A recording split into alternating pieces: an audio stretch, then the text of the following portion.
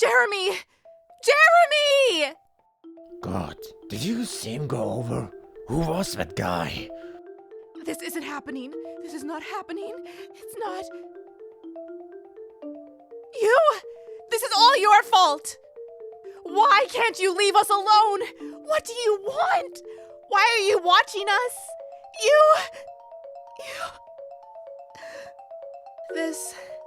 This camera didn't come in the car with us. It crawled out of the woods when we pulled up. Why? Hey! This camera leads off into the woods. We didn't bring it. Are you happy now? What? It's not buried? Dave, grab a shovel. Arnie, keep an eye on the road here. After the men saw that the camera's cable could easily be traced above ground, they began to do just that. Not knowing what else to do and still in shock over Jeremy, I followed them. The cable ran on for what seemed like ages, snaking through the forest. It wasn't buried like all the others in town. Did the people who owned the camera stop caring about them being found? Or were they so sure that this one would never be located? I thought about Jeremy as we followed the cable. I was angry, guilty, shocked, horrified, but still a part of me was curious. We walked in silence, eyes on the ground, following the glistening, ugly tube of cables through the bushes. After a while, other exposed cables joined it, all running in the same direction. The trees opened at last, and our path still continued, right through an old graveyard. It was a typical New England cemetery, centuries old and forgotten in the woods, far away from the main roads. All the cables ran right through it. We tracked our cable, but it was soon tangled up with others among the old headstones. Hey, Marcus, slight problem. End of the line. We saw then that the cables did in fact go underground, into the cemetery plots. Dave, get the shovel and dig our cable up. It's bound to resurface somewhere around here. Yeah, okay. Are you crazy? You can't dig up a grave. Relax. We're just digging down enough to free the cable. We won't disturb any of the million-year-old bodies, lady. I wish I could say I put my foot down on principle, but I didn't. I wanted to keep tracking the cable as much as the men did. It was like a strange effect, pulling me along with it. As much as the people behind the cameras wanted to watch us, I wanted to see them. And so we began to dig. And when we finished, we saw it.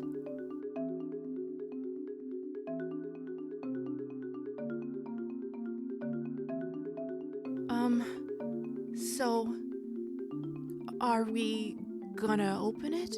Dave, open it. What? This was your idea. Be my guest.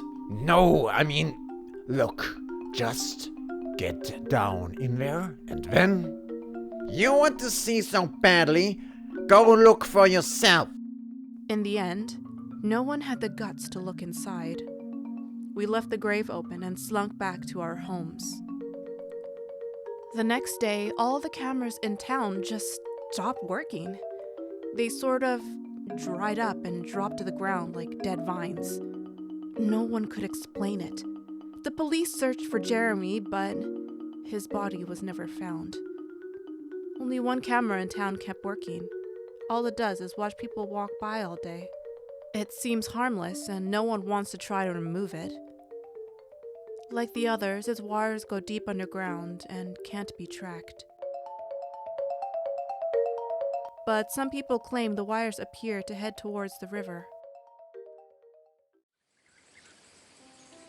Just before the beginning of summer, I found myself needing to earn some extra money to make ends meet.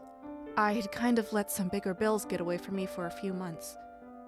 I had a little experience giving piano lessons, so I signed up on a local gig app and listed myself as a tutor. But there weren't any bites for the first week, or the second, or the third. I'd gotten desperate enough to lower my hourly rate a few times. Finally, I got one request from a foster home on the other side of town. They wanted me to give afternoon lessons to the children. I would have agreed to give lessons to the family dog at this point, so I jumped on it. I dug up my once nice interview blouse and headed over the next day. Wow.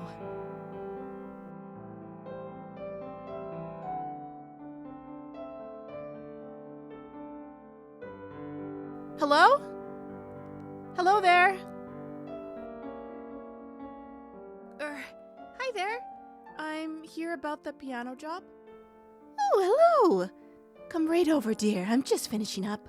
Are you Miss Davids? Oh, yes. That's me.